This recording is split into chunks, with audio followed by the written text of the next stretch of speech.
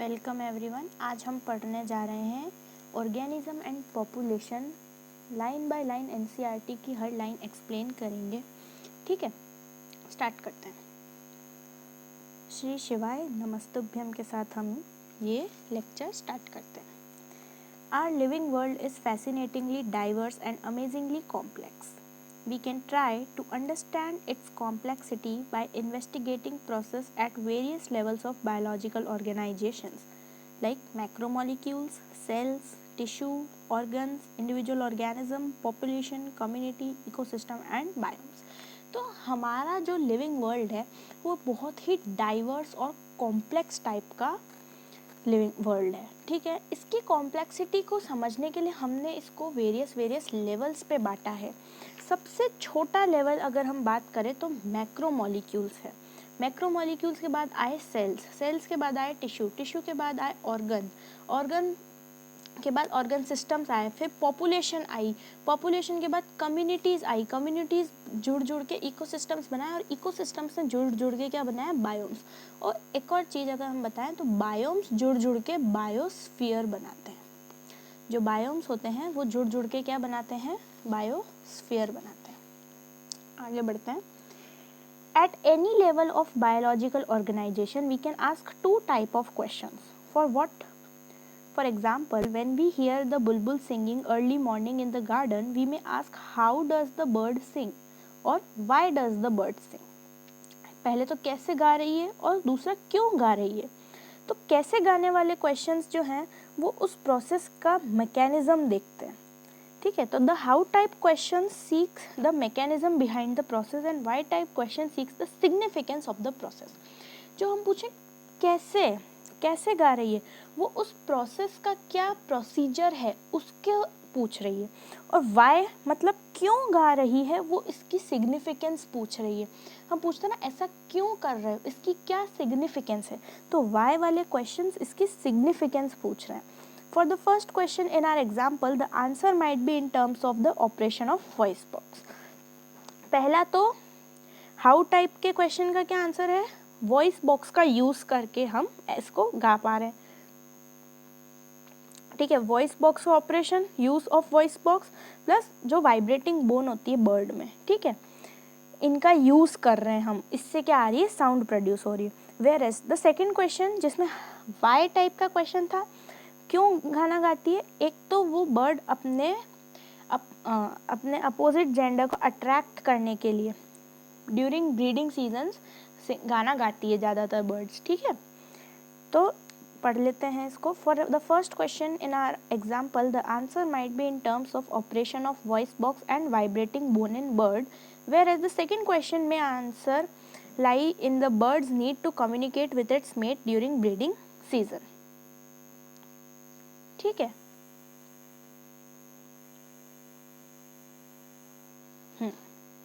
When you observe nature around you with a scientific frame of mind, you will certainly come up with many interesting questions of both the types. अब इन questions यहाँ दे रखे हैं पर इनका answer NCERT में नहीं है, तो आप लोग इसको नोट करें। ठीक है, Why are night blooming flowers generally white? तो हम night blooming flowers generally white इसलिए होते हैं क्योंकि जो रात में जो कलर हमारी आईज को दिखता है वो कौन सा होता है, white colour. White colour is visible at night also, इसलिए पॉलिनेटर्स को अगर उसको अट्रैक्ट करना है, नाइट पॉलिनेटर्स अगर कोई है तो वाइट फ्लावर्स को वो पॉलिनेट कर सकता है। तो इसका आंसर हो जाएगा पॉलिनेटर्स को अट्रैक्ट करने के लिए, या फिर बोल सकते हैं जो इजीली पॉलिनेटर्स को दिख जाए, इजीली विजुअलाइज बाय पॉलिनेटर हम लिख सकते हैं। ठीक है, how does the be know which flower has nectar, तो इसका आंसर होगा इलेक्ट्रोकेमिकल सिग्नलिंग। इलेक्ट्रोकेमिकल सिग्नलिंग क्या होती है कि यार देखो, जब अगर नेक्टर का अमाउंट कम है तो एक पॉजिटिव सिग्नल जाएगा। ठीक है, पॉजिटिव सिग्नल्स, पॉजिटिव चार्ज बढ़ता जाएगा वहाँ पे। ठीक है, सिग्नल नहीं, इसको वापस समझते हैं। अगर नेक्टर का अमाउंट कम है, इलेक्ट्रोकेमिकल सिग्नलिंग क्या होता है, अगर नेक्टर का अमाउंट कम है तो एक पॉजिटिव चार्ज वहाँ पर जनरेट होएगा। ठीक है, अगर नेक्टर का अमाउंट ज़्यादा है तो पॉजिटिव चार्ज तो क्या होगा, कम, और नेगेटिव चार्ज क्या होगा, बढ़ेगा। तो इससे क्या होगा, वहाँ पर एक ग्रेडियंट डेवलप होगा, charge gradient, positive and negative charge का एक ग्रेडियंट डेवलप होगा। इस ग्रेडियंट को कौन सेंस कर पाता है, हमारी जो बीज है उस ग्रेडियंट को सेंस कर जाती है, क्योंकि नेक्टर न्यूट्रल नहीं होता है, नेक्टर जनरली नेगेटिव वाला होता है ना, नेक्टर जनरली नेगेटिव होता है। तो अगर नेक्टर बढ़ेगा तो नेगेटिव वाला ज़्यादा बढ़ेगा और पॉजिटिव क्या होगा, कम होगा। पर अगर नेक्टर क्या होगा, कम, तो पॉजिटिव बढ़ेगा, अगर नेक्टर हो जाए कम तो पॉजिटिव बढ़ेगा। ठीक है, तो ओवरऑल एक ग्रेडियंट आ जाता है ओवर इस बीच। नेक्स्ट क्वेश्चन पे चलते हैं। Why does cactus have thorns? तो इसका तो आंसर बहुत आसान है। पहला तो ट्रांसपायरेशन लॉसेस को क्या करना, कम करना, और दूसरा प्रोटेक्शन फ्रॉम प्रीडेशन, इनको कोई दूसरे जानवर खा नहीं जाए, अगर कोई खाएगा तो उसको कांटे चुभ जाएंगे, इसलिए protection from predation plus transpiratory losses को कम करने के लिए ये करते हैं। आगे बढ़े। हाउ डज चिक स्पर्स रिकॉग्नाइज देयर ओन मदर? तो इसमें होता है इम्प्रिंटिंग का concept plus pheromones. Imprinting and pheromones इसका कॉन्सेप्ट है। इम्प्रिंटिंग क्या होता है कि बच्चा अपने माँ के जो फेदर्स का जो डिज़ाइन है उसको पहचान लेता है। दूसरा जो फिरोमोन्स होते हैं, फिरोमोन्स आर द सब्सटेंसेस जो एक पर्टिकुलर एनिमल क्या करता है, रिलीज करता है। ठीक है, तो ये उस फिरोमोन्स को छोटे बच्चे चिक्स जो हैं वो अपनी मदर के फिरोमोन्स को भी पहचान जाते हैं और उन सूंघ के पहचान लेते हैं, तो उनको पता पड़ जाता है कि यही हमारी मदर है। ठीक है, तो इनमें तो कुछ इतना खास था नहीं, इस पैराग्राफ में कोई ऐसा एक्सप्लेनेटरी ज़्यादा था नहीं। अब आगे बढ़ते हैं जहाँ पे एक्सप्लेनेशन वाला पार्ट है।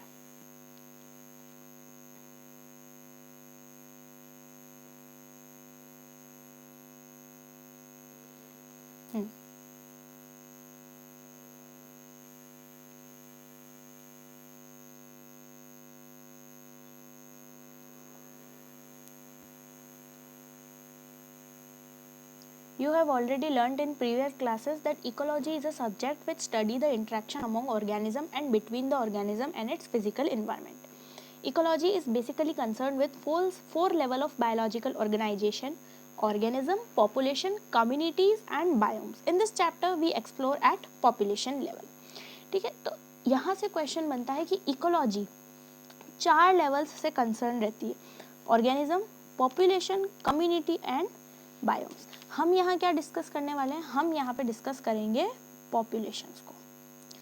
चलो पॉपुलेशंस पे आते हैं।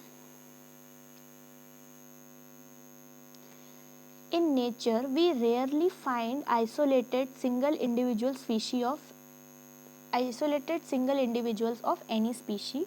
Majority of them live in groups in a well-defined geographical area, share or compete for similar resources, potentially interbreed and thus constitute a population. तो ये कह रहा है कि नेचर में हमने कभी भी ऐसा नहीं देखा है कि कोई एक सिंगल इंडिविजुअल ही उस स्पीशी का क्या बना रहा हो, आइसोलेट रह के एक पॉपुलेशन बना रहा हो। नहीं, पॉपुलेशन इंट्रैक्शन होता है, सिंगल इंडिविजुअल नहीं होगा उस स्पीशी का, वो पूरी स्पीशी के सारे इंडिविजुअल्स उस एरिया में रह रहे हैं, तो वो एक पॉपुलेशन को कॉन्स्टिट्यूट कर रहे हैं। ठीक है, वो आपस में इंटरेक्ट भी कर रहे हैं, वो सेम रिसोर्सेज के लिए भी कॉम्पीट कर रहे हैं, इंटरब्रीड भी कर रहे हैं। ठीक है, तो वो एक पॉपुलेशन बनाता है। पर कभी भी एक सिंगल इंडिविजुअल एक आइसोलेटेड प्लेस में अगर रह रहा है तो वो एक पॉपुलेशन को नहीं बनाता है, क्योंकि एक पॉपुलेशन बनाने के लिए मल्टीपल इंटरेक्शंस होने बहुत ज़रूरी हैं, है ना। जैसे कि एक मोहल्ला है, यहाँ पे एक ही घर है, ठीक है। अब यहाँ एक बाजार है, यहाँ दुकान ही दुकान है, ठीक है। तो इस इंडिविजुअल को अगर ये इस पूरे मोहल्ले में ये एक ही रहता है तो इसको बार बार छोटी छोटी चीज़ों के लिए भी इधर दौड़ना पड़ेगा। बट अगर इस मोहल्ले में कुछ लोग और आ जाए और वो कुछ किराने की दुकानें यहाँ लगा लें, तो अब इसको बार बार इधर ना जाके ये इधर से ही अपना काम कर लेगा।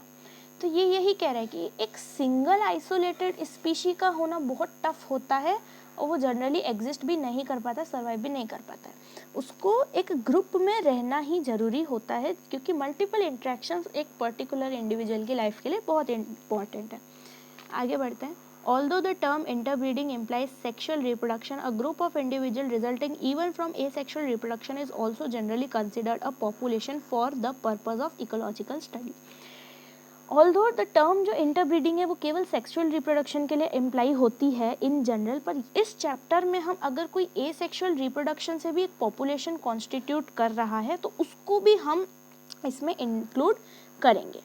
ठीक है, इकोलॉजिकल स्टडीज़ के लिए इस एसेक्सुअल रिप्रोडक्शन वाली पॉपुलेशन को भी एक पॉपुलेशन कंसिडर किया जाएगा। Although the term interbreeding implies sexual reproduction, a group of individuals resulting even from asexual reproduction is also generally considered a population. ठीक है, अगर asexually reproduce होकर भी एक बड़ा ग्रुप बन रहा है तो उसको भी हम क्या कहेंगे, पॉपुलेशन ही कहेंगे। पर जनरली किसके लिए टर्म पॉपुलेशन होता है, जो इंटरब्रीड करके बना है, और इंटरब्रीड कौन करते हैं, sexual reproducing animals. All the cormorants in a wetland, rats in abandoned dwelling, teakwood trees in a forest, track bacteria in a culture plate and lotus plant in a pond are some examples of population. Cormorants birds होती है, एक wetland में अगर cormorants हैं तो वो एक population है। चूहे दौड़ रहे हैं इधर उधर, एक जंगल में चूहे दौड़ रहे हैं तो वो भी क्या हो गई, एक पॉपुलेशन हो गई। ठीक है, बैक्टीरिया एक कल्चर प्लेट पे बैक्टीरिया डिवाइड हो रहे हैं, मिलियंस ऑफ बैक्टीरिया में बदल रहे हैं तो वो भी एक पॉपुलेशन हो गई, बैक्टीरियल पॉपुलेशन। एक तालाब में अगर लोटस हैं खूब सारे तो वो भी एक लोटस की पॉपुलेशन हो गई। In earlier chapters you have learn that although an individual organism is one that has to cope with a changed environment, it is at population level that natural selection operate to evolve the desired trait.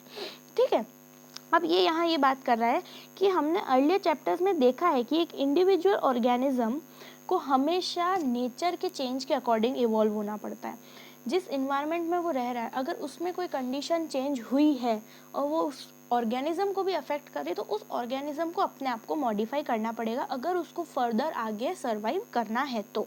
और इसी को हम क्या कहते हैं, natural selection. Nature ने इसको select किया है। सपोज नेचुरल सिलेक्शन ऐसे भी हम समझ सकते हैं कि ये एक बैक्टीरियल कॉलोनी है, ठीक है, इसमें हमने सपोज करिए कि एक दवाई डाल दी। ठीक है, अब इस दवाई से क्या होने लगा कि ये सारे बैक्टीरिया मरने लगे। एंटीबायोटिक डाल दी चलो कोई, ठीक है, बैक्टीरिया पे एंटीबायोटिक डाल दी तो अब ये बैक्टीरिया मरने लगे। पर इनमें से एक बैक्टीरिया ऐसा था जिसपे इस एंटीबायोटिक का कोई असर ही नहीं पड़ा। अब तुम कितनी भी एंटीबायोटिक डालो इस बैक्टीरिया पे तो कोई असर पड़ नहीं रहा, तो ये बैक्टीरिया क्या करेगा, अपनी पॉपुलेशन बढ़ाता जाएगा और ब्लैक वाले सारे बैक्टीरिया क्या हो जाएंगे, उस एंटीबायोटिक से मर जाएंगे, पर ये लाल वाले नहीं मरे। ठीक है, तो हम कहेंगे कि ये भी एक टाइप का नेचुरल सिलेक्शन है। ठीक है, भले ही ये हमने आर्टिफिशियली करा है, बट सपोज कहीं ऐसा हो रहा हो, कहीं किसी जगह पर ऐसा ही कोई एसिड रेन हो गई हो, उससे मर गए हो, जो भी हुआ हो, है ना, कोई रेजिस्टेंट रहा हो, तो नेचर भी इसी वे में क्या करती है, सिलेक्शन करती है। ये तो आर्टिफिशियली हमने सेलेक्ट करे, बट नेचर भी कुछ इसी तरीके से सिलेक्शन करती है। ठीक है, population ecology is therefore an important area because it links ecology to population genetics and evolution. अब population ecology एक बहुत ही important area हो जाता है क्योंकि ये population genetics और ecology को और evolution को relate कर रहा है। कैसे? population genetics से ये समझो कि वो जो बैक्टीरियल प्लेट थी उसमें इस लाल वाले बैक्टीरिया का जेनेटिक कंपोजिशन थोड़ा सा डिफरेंट रहा होगा, तभी इसने इस एंटीबायोटिक को रेजिस्ट कर लिया। तो एक तो पॉपुलेशन जेनेटिक्स, उनके जीन्स के बारे में बात करना। और अब जब इसमें हमने एंटीबायोटिक डाल दी थी तो लाल वाले सर्वाइव कर गए थे, है ना, लाल वाले सर्वाइव कर गए थे तो उन्होंने इवॉल्व होके अपनी पॉपुलेशन बना ली। तो इसको हम क्या कहेंगे, इवोल्यूशन कहेंगे। तो पॉपुलेशन जेनेटिक्स, हाँ, तो पॉपुलेशन इकोलॉजी किन दो फैक्टर्स को रिलेट करती है, जेनेटिक्स को और इवोल्यूशन को क्या करती है, ये रिलेट करती है। आगे बढ़ते हैं। A population has certain attributes where an individual organism does not. अब पॉपुलेशन के कुछ ऐसे कैरेक्टरिस्टिक्स होते हैं जो एक इंडिविजुअल जिसके पास नहीं होते हैं। अब वो कौन कौन से हैं वो हम इधर देख लेते हैं। कहाँ गया ये? अब देखो, जैसे हम एक बार पहले पढ़ लेते हैं, या फिर पहले मैं एक बार इसमें बता देती हूँ। देखो, पॉपुलेशन है और एक इंडिविजुअल। पॉपुलेशन की होती है बर्थ रेट, वैसे एक इंडिविजुअल की केवल डेथ। इन सारी टर्म्स की हम बात करेंगे, पर एक बार इसको साइड में नोट करो। पॉपुलेशन की होती है डेथ रेट, पर एक इंडिविजुअल की केवल डेथ होती है। पॉपुलेशन का होता है सेक्स रेशियो, बट एक इंडिविजुअल का केवल सेक्स होता है। पॉपुलेशन का होता है एज डिस्ट्रीब्यूशन, बट एक इंडिविजुअल की केवल एज होती है। इसकी हम बात वापस आगे अभी करेंगे, इसकी हम आगे ही बात करेंगे, वापस इस टॉपिक पे हम वापस आएंगे, पर पहले इसको हम पढ़ लेते हैं।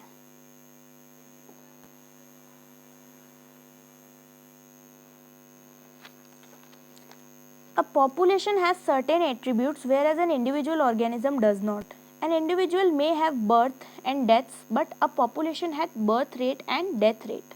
In a population, these refer to per capita birth rate and death rate.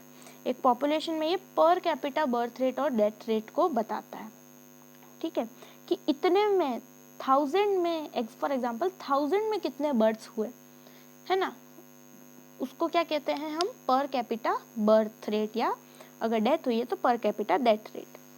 The rates hence expressed are change in numbers, increase or decrease with respect to members of population.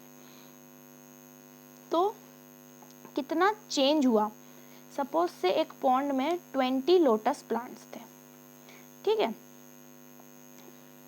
एक इसको पढ़ लेते हैं फिर आगे बात करते हैं। The rates hence expressed are change in numbers.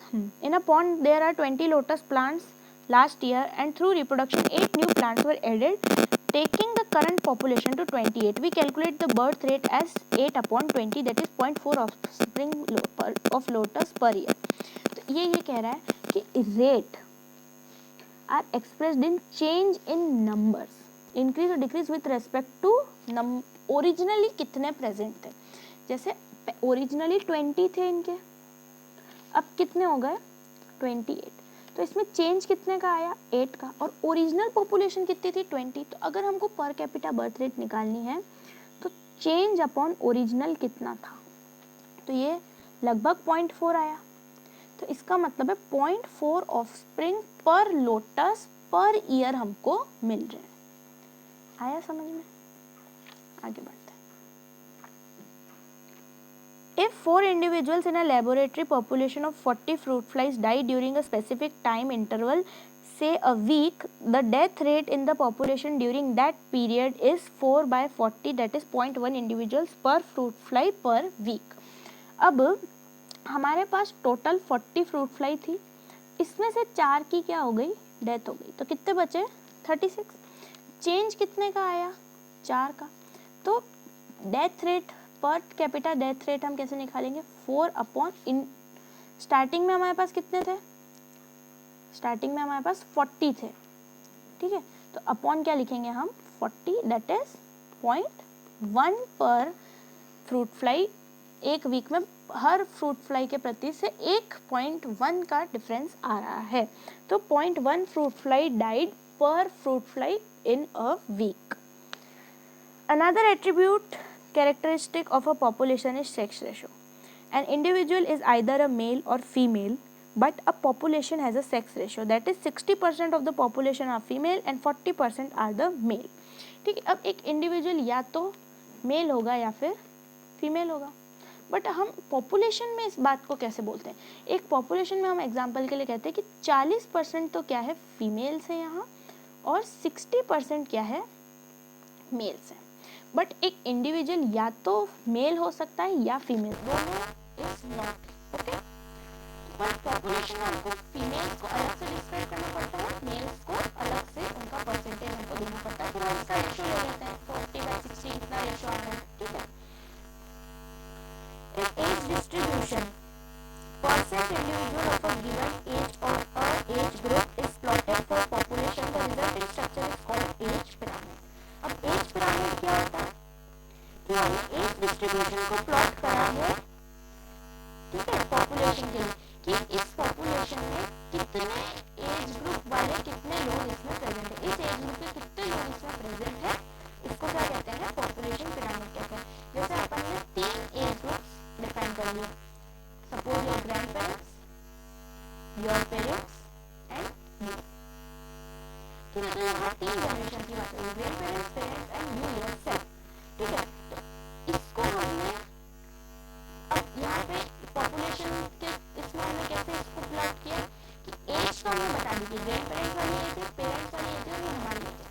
अब ये जो इसमें बार है ये पॉपुलेशन बता रहा है कि भाई ग्रैंड पेरेंट्स वाली एज में कितने लोग हैं इस पर्टिकुलर पॉपुलेशन में, इसमें पेरेंट्स वाली एज के कितने लोग हैं इस पर्टिकुलर पॉपुलेशन में, और इसमें बच्चों वाली एज के कितने लोग हैं इस पर्टिकुलर पॉपुलेशन में। तो इस तरीके से हमने एज पिरामिड प्लॉट किया, एज बता दी और ये पॉपुलेशन के नंबर यहाँ पे बता दिए, इस पिरामिड से अप्रॉक्स रफ आइडिया हमको मिल गया। ठीक है, for human population the age pyramid generally show age distribution of male and female in diagram. अगर हम ह्यूमन पॉपुलेशन की बात करें तो उसमें मेल और फीमेल वाला भी हम ड्रॉ कर सकते हैं कि कितने मेल्स हैं कितनी फीमेल्स हैं। ठीक है, आगे बढ़े। The shape of the pyramid reflect the growth status of population. अब इस लाइन को समझाने के लिए पीछे 3 डायग्राम दे रखे हैं, उससे हम इस लाइन को समझेंगे। ठीक है, पहले रीड कर लेते हैं पूरा पैरा, फिर हम इस पूरे को वापस समझ लेंगे। ठीक है, the shape of pyramid reflect the growth status of population whether it is growing, stable और डिक्लाइनिंग। ठीक है, अब इधर आओ, यहाँ पे ये डायग्राम दे रखे।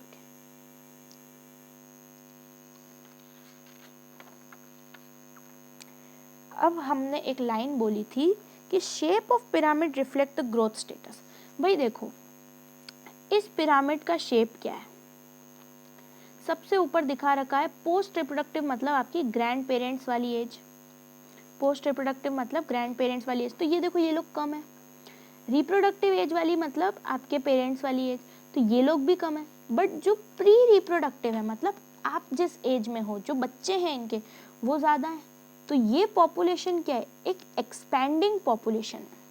तो हमने एज पिरामिड से उस पॉपुलेशन का क्या ग्रोथ स्टेटस बता दिया कि ये एक टाइप की एक्सपैंडिंग पॉपुलेशन, ये एक्सपैंड कर रही है। सपोज से ग्रैंड पेरेंट्स थे, उनके बच्चे और इनके हुए 10 बच्चे। ठीक है, ग्रैंड पेरेंट्स एक ही थे, उनके बच्चे भी ये रहे और इनके कितने बच्चे 10, तो ये एक कौन सी पॉपुलेशन हो गई, एक्सपैंडिंग सी पॉपुलेशन हो गई। वेयर एज अगर हम देखें स्टेबल पॉपुलेशन, ग्रैंड पेरेंट्स थे, उनके एक बच्चा था और उन्होंने भी, हाँ सॉरी ये तो स्टेबल वाला है ना, ग्रैंड पेरेंट्स हैं, उनके बच्चे और उनके बच्चों के 2 बच्चे, तो ये स्टेबल हो गए। ठीक है, फिर आते हैं डिक्लाइनिंग पे। डिक्लाइनिंग में ये है कि ग्रैंड पेरेंट्स, मदर फादर, पर उनका बच्चा एक ही, तो ये तो 2 हैं पर ये क्या हो गया, एक, तो ये एक डिक्लाइनिंग सी पॉपुलेशन यहाँ पर आ गई। ये तो मैंने मोटा मोटा समझाया, अब हम एक एक को वापस देखेंगे। देखो एक्सपैंडिंग में क्या होता है, what happens in expanding. Expanding में ये ग्रैंड पेरेंट्स थे, इनके बच्चे थे ये। ठीक है, तो सपोज ग्रैंड पेरेंट्स तो 2 थे, इनके बच्चे कितने थे, 2 बच्चे थे इनके, फिर इनकी 2 वाइफ्स हो गई, तो फर्स्ट लेवल पे तो 2 हैं, दादा दादी। इसके बाद 2 बच्चे थे, उनकी 2 वाइफ्स, तो 4 लोग इधर आ गए, और इनके 2 बच्चे, इनके 3 बच्चे इन तीनों के थे, तो यहाँ पे कितने आ गए, 6 लोग आ गए लास्ट वाली स्टेज पे। तो दिख रहा है कि ये एक्सपैंड कर रही है, 2, 4, 6। वेयर एज अगर हम स्टेबल पे जाएं, स्टेबल पे कितने लोग हैं, स्टेबल पे 2 लोग हैं, हमारे ग्रैंड पेरेंट्स। उसके बाद इनके कितने, एक बच्चा था, उसकी शादी हो गई, तो पेरेंट्स वाली एज आ गई, तो ये कितने हो गए, 2 लोग हो गए इस स्टेज पे भी। अब इनके वापस 2 बच्चे थे, तो यहाँ पे भी 2 ही लोग थे और इनके बच्चे भी 2 ही थे, तो ये क्या रहा, एक स्टेबल ग्राफ रहा। यहाँ पे आप देख सकते हैं ये एक स्टेबल ग्राफ है, उतने ही लोग हैं जितने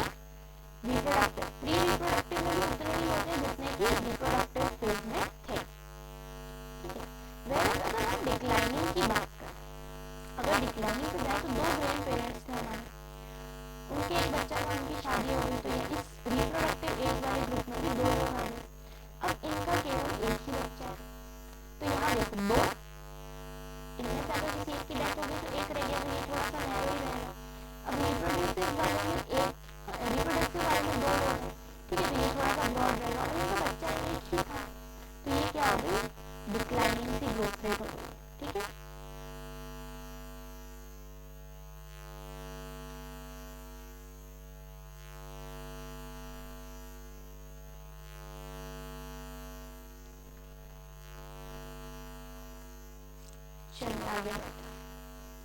Size of a population tell us a lot about its status in habitat. Whatever ecological process we wish to investigate in a population, be it the outcome of competition with another species, the impact of predator or effect of pesticide application, we always evaluate them in terms of change in population. तो ये कह रहा है कि कोई भी ecological process हो, ठीक है, एक पॉपुलेशन को अगर हमको इन्वेस्टिगेट करना है, भले ही उस पॉपुलेशन में अगर हमको इस पॉपुलेशन में इन्वेस्टिगेट करना है, अगर हम उसको outcomes of competition with another species के टर्म्स में इवैल्यूएट कर रहे हैं, उसका किसी प्रेडेटर पे, उस पॉपुलेशन के प्रेडेटर का क्या इफेक्ट आ रहा है उसमें इवैल्यूएट कर रहे हैं। अगर पेस्टिसाइड उस पर डालना है, पेस्टिसाइड के यूज अगर हम पॉपुलेशन में कर रहे हैं तो क्या इफेक्ट आ रहा है, अगर उसकी स्टडी करनी है, हमको इनमें से किसी भी अगर पैरामीटर की स्टडी करनी है तो हम उसको बेसिकली किसके फॉर्म में देखते हैं, चेंज इन पॉपुलेशन साइज के फॉर्म में, कि भाई पहले कितनी थी और बाद में कितनी है, इसका चेंज क्या आ रहा है, y माइनस एक्स, है ना। इस चेंज के टर्म्स में हम किसी भी पॉपुलेशन के पैरामीटर को क्या करते हैं, स्टडी करते हैं। अब देखो, the size in nature could be as low as less than 10 Siberian cranes at Bharatpur wetland in any year or go to millions Chlamydomonas in a pond. तो अब पॉपुलेशन की साइज क्या हो सकती है, पॉपुलेशन की साइज या तो लेस देन 10 टू मिलियंस तक जा सकती है, पॉपुलेशन की साइज लेस देन 10 भी हो सकती है, जैसे भरतपुर वेटलैंड्स में साइबेरिया से जो बर्ड्स आती है max to max 5 to 8 birds आ जाएगी या 10 भी आ गई, ठीक है, वो भी एक क्या हो गई, साइबेरियन क्रेन की पॉपुलेशन होगी, भले ही 10 से क्या कम है, भले ही इंडिविजुअल्स कम है बट पॉपुलेशन तो है, पर एक इंडिविजुअल मिलके कोई पॉपुलेशन नहीं बनाता है ना। लेस देन 10 का मतलब ये भी नहीं कि एक ही इंडिविजुअल है, दो तो होने ही चाहिए मिनिमम। और अगर हम किसी पॉन्ड इकोसिस्टम की बात करें तो मिलियंस ऑफ क्लेमेडोमोनासेस आर देयर, तो वो क्लेमेडोमोनास की पॉपुलेशन किस में चली गई, मिलियंस में। तो साइज अगर बेसिकली साइज की जो हम बात करते हैं, है ना, अरे ये क्या हो गया, तो साइज लेस देन 10 भी हो सकती है और वो मिलियंस में भी जा सकती है। Population size, technically called population density, designated as n, need not be necessarily be measured in numbers only. अब population की size इन numbers में ही हम measure करें ऐसा ज़रूरी नहीं है, बहुत सारे अलग पैरामीटर्स भी होते हैं जहाँ हम numbers का यूज़ नहीं कर सकते, पर दूसरी चीज़ों से भी हम उसका पता लगा सकते हैं पॉपुलेशन डेंसिटी का। और कंफ्यूज नहीं होना है, पॉपुलेशन साइज को ही क्या कहते हैं, पॉपुलेशन डेंसिटी, और किससे डेजिग्नेट करते हैं, एन से इसको हम डेजिग्नेट करते हैं। आगे बढ़े। Although total number is generally the most appropriate measure of population density, it is in some cases either meaningless or difficult to determine. तो क्वेश्चन है कि मोस्ट अप्रोप्रिएट मेजर क्या है पॉपुलेशन डेंसिटी का, तो वो नंबर वाला ही है, नंबर्स, पॉपुलेशन के नंबर से ही हम बता सकते हैं नंबर डेंसिटी। बट बहुत सारे ऐसे केसेस हैं जहाँ पर हम काउंटिंग हमारे लिए या तो बहुत डिफिकल्ट है या इम्पॉसिबल है। अब कौन कौन से हैं देखो, पहले मैं आपको वो 4 एग्जाम्पल बता देती हूँ। पहला केस है पार्थिनियम, जिसको गाजर ग्रास भी कहते हैं। एक जगह पर 200 पार्थिनियम उग रहे हैं और एक बड़ा सा बैनियन ट्री जो उस पूरे एरिया को कवर करके रख रहा है वो है, ठीक है। तो अब देखो, बैनियन ट्री तो एक ही है और पार्थिनियम 200 है, पर ये पार्थिनियम वैसे भी वीड ग्रास होती है, कोई काम की तो वो होती नहीं है, बट एक बैनियन ट्री अपने आप में एक इकोसिस्टम होता है, उस पर 100 से भी ज़्यादा हजारों जानवर एक बैनियन ट्री पर रह सकते हैं, कितने माइक्रोब्स उस पर रहते हैं। तो इतने इस बैनियन ट्री का इतना बड़ा कंट्रीब्यूशन को क्या हम नेग्लेक्ट कर दें क्या? भाई है ये एक पॉपुलेशन में, अगर हम नंबर के वाइज गिने तो इन पार्थिनियम का कंट्रीब्यूशन ज़्यादा होना चाहिए, बट होता किसका है अक्सर में ज़्यादा, इस बैनियन ट्री का।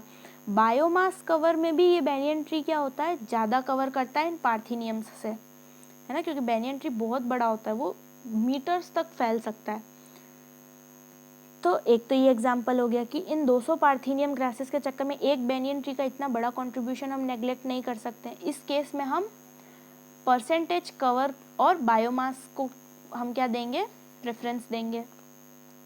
दूसरा है डेंसिटी ऑफ एक्वेटिक ऑर्गेनिज्म। जैसे कि एक पॉन्ड, एक ओशन है और कोई मछुआरा अगर मछली पकड़ने जा रहा है तो लाइक वो थोड़ी ना गिनेगा कि इतनी मछलियां आई पकड़ में, वो तो बस एक सच डेंसिटी देखेगा कि कितनी है ना। हम उसमें गिनते नहीं है, हम सिर्फ देख लेते हैं एक बार कि हाँ बस इतना है, इतना दिख रहा है, इतना इस झाले में पूरा जाला भरा हुआ है, तो वो मान लेता है कि हाँ कम से कम इसमें 100-150 तो होगी, क्योंकि उसको पता है उसके जाले की कैपेसिटी कितनी है।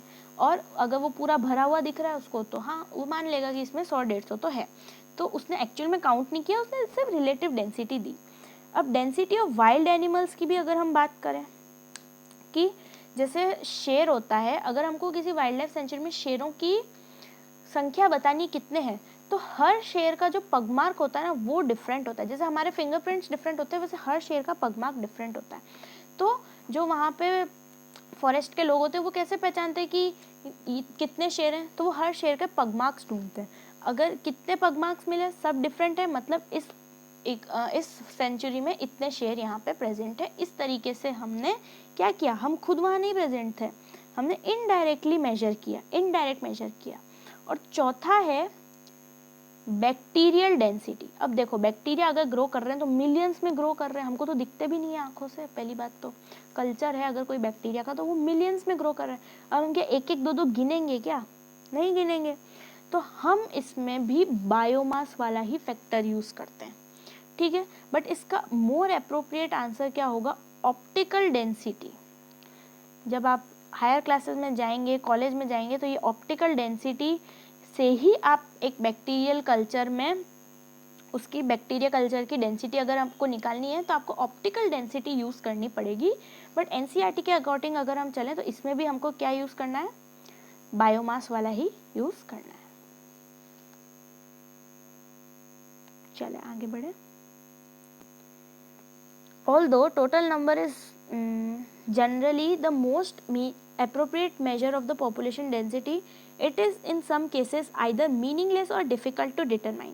In an area, if there are 200 carat grass, Parthenium hysteropus plants, but only a single huge banyan tree with large canopy stating that population density of banyan is low relative to that of carrot, amounts to underestimating the enormous role of the banyan in that community। कि भाई अगर उन 200 parthenium grasses को अगर हम number wise consider करें तो हम क्या इस बैनियन ट्री का इतना मेजर कंट्रीब्यूशन जो है एक इकोसिस्टम को मेंटेन करने के लिए, ये तो अपने आप में एक इकोसिस्टम है, इन सब चीज़ों को हम नेग्लेक्ट थोड़ी ना कर सकते हैं इसमें, है ना। फिर नेक्स्ट एग्जाम्पल हमारा आता है कि total number is again not an easy adoptable measure if the population is huge and counting is impossible और very time consuming. If you have a dense, ठीक है, तो ये कह रहा है कि टोटल नंबर वापस एक अच्छा मेजर नहीं होगा अगर काउंटिंग बहुत प्रॉब्लम, काउंटिंग इम्पॉसिबल है या बहुत ज़्यादा टाइम कंज्यूमिंग है ना। If you have a dense laboratory culture of bacteria in a petri dish, what is the best measure to report its density. तो इसका आंसर आप लिखिए बायोमास, और अगर ऑप्शन में बायोमास नहीं है तो ही ऑप्टिकल डेंसिटी को आप प्रेफर करेंगे। Sometimes for certain ecological investigation there is no need to know the absolute population density, relative density serve the purpose as well। अब ये वो fish वाला example है। For instance, the number of fish caught per trap is a good measure of its population density in the lake। कितनी fishes एक बार में उसने caught, कितनी पकड़ी है उसने एक बार में fish, है ना, मछुआरे ने एक बार में कितनी फिश पकड़ी, तो वो भी एक अच्छा एग्जाम्पल हम दे सकते हैं पॉपुलेशन डेंसिटी या रिलेटिव डेंसिटी के वे में इसको हम एक्सप्रेस कर सकते हैं। अब इसका मीनिंग क्या है, देखो उस पॉन्ड में सपोज 100-150 मछलियाँ, ठीक है, और अगर मछुआरे ने 100 मछलियाँ भी पकड़ लिए तो उसको पता है भाई 100 मछलियाँ तो पकड़ लिए, मतलब थोड़ी सी इससे और ज़्यादा होगी तो थोड़ा सा अप डाउन प्लस माइनस करके बोल देगा कि इस पॉन्ड में 100-150 मछलियाँ यहाँ पे प्रेजेंट है। तो ये रिलेटिव डेंसिटी, एक्चुअल नंबर किसी ने काउंट नहीं किया, ठीक है। Sometimes for certain ecological investigation there is no need to know the absolute population density. Relative density serve the purpose equally well.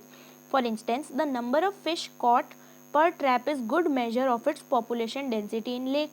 We are mostly obliged to estimate population size indirectly without actually counting them or seeing them. Tiger census in our national park and tiger reserves is often based on pug mark and fecal pellets. जो tigers की census हम करते हैं national parks में, centuries में, हम उनके पग मार्क्स के बेसिस पे करते हैं, प्लस उनका जो फीकल पैलेट्स मतलब जो उनका एक्सक्रीटा है उसके बेसिस पे भी, इनका एक्सक्रीटा में भी डिफरेंस आता है स्पीशी टू स्पीशी, है ना. बट पग मार्क्स मेजरली, पग मार्क्स जो होते हैं वो मेजर होता है इसमें इनकी पॉपुलेशन डेंसिटी को आइडेंटिफाई करने के लिए. ठीक है, आई होप इतना आप लोगों को समझ में आया होगा. पॉपुलेशन ग्रोथ हम नेक्स्ट लेक्चर में लेंगे. पढ़ते रहें. All the best.